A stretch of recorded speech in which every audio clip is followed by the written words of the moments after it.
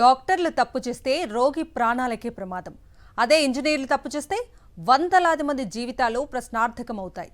అంత ప్రాముఖ్యత ఉన్న ఇంజనీర్లను తయారు చేసే కాలేజీలు కొత్త తరహా దందాకు తెరలేపాయి.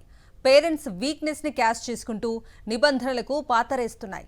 లక్షలాది రూపాయలకు ఇంజనీరింగ్ సీట్లను అంగట్లో అమ్మకానికి పెట్టి బీటెక్ విద్యను అపహాస్యం చేస్తున్నాయి. తెలంగాణలో ఇంజనీరింగ్ కాలేజీలు వ్యాపారం మొదలుపెట్టాయి. కన్వీనర్ కోటా సీట్ల అడ్మిషన్ల కోసం కౌన్సిలింగ్ ఇంకా ప్రారంభం కాలేదు.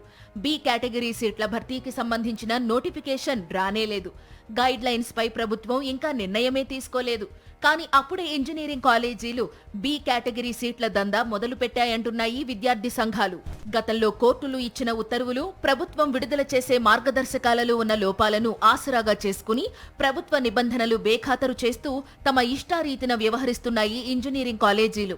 మార్గదర్శకాలను విస్మరిస్తూ యాజమాన్య కోటా సీట్లను బహిరంగంగా లక్షల్లో డొనేషన్ వసూలు చేస్తూ వ్యాపారం చేస్తున్నాయి.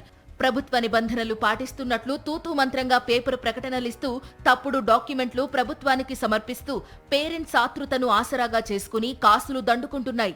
ఎంసెట్ ఫలితాల ఆధారంగా కన్వీనర్ కోటా సీట్ల భర్తీ అనంతరం నోటిఫికేషన్ విడుదల చేసి మెరిట్ ఆధారంగా ఇవ్వాల్సిన బి కేటగిరీ సీట్లను మార్కెట్లో లేని పోటీని సృష్టించి రోజుకో రేటుతో విద్యా వ్యాపారం చేస్తున్నాయి ఇంజనీరింగ్ కాలేజీలు. 2025-26 విద్యా సంవత్సరానికి సంబంధించి ఇంకా ఎప్సెట్ convener quota admissions counselling schedule రాలేదు. కన్వీనర్ కోటా అడ్మిషన్స్ ప్రక్రియ పూర్తయ్యాక బి కేటగిరీ సీట్ల భర్తీకి సంబంధించిన షెడ్యూల్ వస్తుంది. కానీ ప్రముఖ ఇంజనీరింగ్ కాలేజీలు కంప్యూటర్ సైన్స్ అనుబంధ కోర్సుల సీట్లను అమ్మేసుకున్నాయట. టాప్ కాలేజీలో కంప్యూటర్ సైన్స్ సీట్ 20 లక్షల వరకు పలుకుతుందట. ప్రభుత్వ నిబంధనలు ఉల్లంఘిస్తూ విద్యార్థుల జీవితాలతో చెలగాటమాడుతున్న కళాశాలల అక్రమ అడ్మిషన్స్ పై పూర్తి స్థాయిలో విచారణ జరిపించాలని విద్యార్థి సంఘాలు డిమాండ్ చేస్తున్నాయి. తెలంగాణ రాష్ట్రంలో యొక్క మెడికల్ విద్య కూడా ఆన్లైన్లో పెట్టడం జరుగుతుంది. ఈరోజు కౌన్సిలింగ్ కూడా ఆన్లైన్లో బి కేటగిరీ సీట్లను కూడా ఆన్లైన్లో పెట్టే చేస్తారు.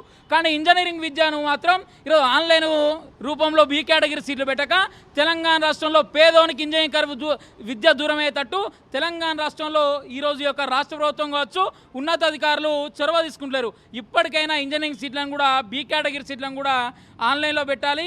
ఇంజనీరింగ్ కళాశాలల యాజమాన్యాలు మాత్రం నిబంధనలు, రూల్స్ తమకు పట్టవు అన్నట్టుగా వ్యవహరిస్తున్నాయి. తమ వ్యాపారం తమదేనని ప్రభుత్వ ఆదేశాలను, మార్గదర్శకాలను లైట్గా తీసుకుంటున్నాయి.